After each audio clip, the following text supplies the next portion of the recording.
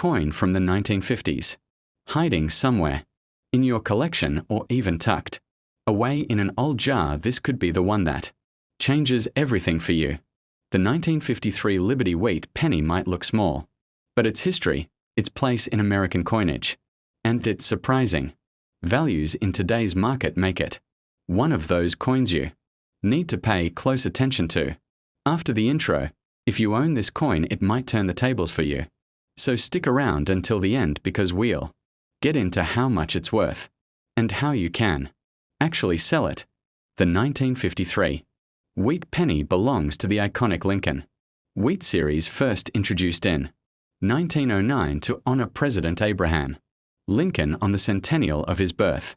For decades, this coin design carried the image of Lincoln on the obverse with 2 wheat stalks, on the reverse symbolizing prosperity and agriculture, the backbone of America at the time. The 1953 issue continued this classic tradition, keeping alive one of the most admired and collected coin series in U.S. history. This coin was minted in 3 different locations: Philadelphia with no mint mark, Denver with a small D mint mark, and San Francisco with an S mint mark.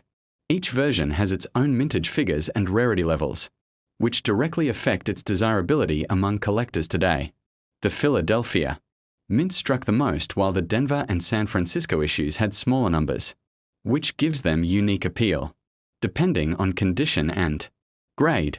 The 1953 Wheat penny was struck primarily in Bronze A composition of copper with a small mix of tin and zinc. This alloy gave the coin its rich reddish-brown look when first minted, though with time, natural oxidation has caused many examples to develop darker tones, brown surfaces, or even beautiful shades of red and red-brown that collectors truly value. Historically, the coin comes from the post-World War II period, when the United States was experiencing economic growth and stability. The wheat penny by then was already a familiar sight in everyday commerce, used in everything from candy purchases to saving for war bonds. Earlier in the decade, by 1953, millions of Americans carried these coins daily, without ever imagining that decades later some examples would be highly sought after treasures. Collectors today especially focus on the quality of these coins. A 1953 penny found in circulation might just be worth its face value, but if you happen to discover one in pristine condition, things change dramatically. High-grade examples, especially those certified by professional grading services, command impressive prices in the coin market. Error coins from 1953 also add a layer of excitement. Misstrikes, off-center strikes, double dies, and other minting errors can turn a regular penny into a rare piece, worth far beyond expectations. These varieties are closely tracked by collectors and often bring strong results in auctions. On platforms like eBay, the 1953 wheat penny shows a wide range of values. Circulated examples sell for just a few cents, but when you step into uncirculated or proof-like condition, the value jumps significantly. Some coins in superb gem condition have been listed and sold for hundreds, while rarer errors can fetch thousands depending on the demand at the time. Auction houses have also handled premium examples of this coin. Certified coins graded MS67 red or higher can reach prices that surprise even seasoned collectors. Online coin dealers and specialty platforms reflect similar trends, showing that while most 1953 pennies are common, the top-tier examples hold real investment potential. The coin's appeal is not only in its potential worth but also in its connection to American history. Owning a 1953 penny is like holding a small piece of mid-20th century life in your hand. It represents an era of transition, growth, and tradition captured in the enduring design of the Lincoln Wheat series. Collectors also note that 1953 was just 6 years before the end of the wheat penny design in 1958, when the reverse was changed to the Lincoln Memorial in 1959. This makes the 1953 issues part of the closing chapter of a legendary series, which adds to their nostalgic and historic charm. As more people return to coin collecting, Coins like the 1953 wheat penny are seeing renewed attention. They are accessible enough for beginners, yet still hold special rarities and conditions that appeal to advanced collectors. That combination makes them timeless in the coin world. So now you know the story, the history and the collector interest behind the 1953 Liberty wheat penny. Today we are going to explore one of the most fascinating coins in American numismatic history, the Liberty $1 coin of 1972. Imagine holding in your hand what many people might see as just a heavy old dollar. Yet inside this coin lies a story of design struggles, minting errors, historical significance, and a collector's dream that might just turn the tables for you. Stay with me until the end, because I will reveal how much these coins are really worth today according to eBay, auction houses, and other online platforms, and more importantly, how you can sell them. But at the end, instead of giving away the full selling details here, I'll ask you to comment price in the comment box, and I'll personally guide you on its latest value and exact selling procedure. The 1972 Liberty $1 coin is part of the Eisenhower dollar series, first minted in 1971 and struck through 1978. The design was created to honor both President Dwight D. Eisenhower, the Supreme Allied Commander, during World War II and the 34th President of the United States, as well as the Apollo 11 moon landing, a proud moment in American history. On the obverse side, we see Eisenhower's bold portrait designed by Frank Gasparro, and on the reverse, a majestic eagle landing on the moon, holding an olive branch, symbolic of peace but also representing mankind's first steps on lunar soil. What makes the 1972 Eisenhower dollar especially important is the fact that it was the only year in the series that the Philadelphia Mint produced circulation strikes without a mint mark. It was also struck in such large numbers to ensure its wide circulation. However, it is precisely in this year that some of the most well-known minting varieties and errors appeared, giving collectors something truly special to chase. There are three distinct types of reverse designs for the $1,972, known as Type 1, Type 2, and Type 3. These differences are subtle, but incredibly important to collectors. The variations are most noticeable in the details of the Earth and the Caribbean islands above the eagle. Type 2, in particular, is extremely rare and only found in coins struck at the Philadelphia Mint. This variety has become a key piece in the Eisenhower series, with its rarity making it highly valuable in today's market. Most 1972 Eisenhower dollars were struck in a copper-nickel clad composition, the same as quarters and dimes of that era, but a limited number were also produced in a 40% silver-clad version for collectors, issued in special proof and uncirculated sets. These silver issues are prized not only for their metal content, but also for their quality of strike and overall collectability. As we go deeper into the history, the Eisenhower dollar faced many challenges in circulation. Its large size, similar to the old Morgan and Peace dollars, made it inconvenient for everyday use. People often disliked carrying such heavy coins in their pockets. A coin in your collection that seems so ordinary yet could carry a story powerful enough to change how you see its true value. What if I told you that the 1989 Liberty $1, a coin many people overlook, might just be one of those treasures that could turn the tables for you? After the introduction, we'll explore its long history, design, and legacy, and by the end of the video, I'll share how you can uncover its worth and even sell it. Stick around, because this one is more than just a $1. The 1989 Liberty $1 is officially known as the Kennedy $1, continuing the series that began in 1964 following the tragic assassination of President John F. Kennedy, designed by Chief Engraver Gilroy Roberts and Frank Gasparro. The coin was intended as both a tribute and a circulating currency.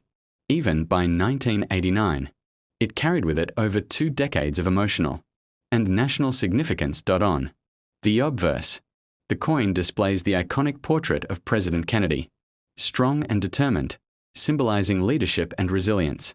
The reverse features the presidential coat of arms, with an eagle holding olive branches and arrows echoing strength and peace. This design had become familiar to Americans by 1989, yet it never lost its aura of respect. The year 1989 sits in an important place in history. The United States was witnessing the end of the Cold War, with the Berlin Wall soon to fall.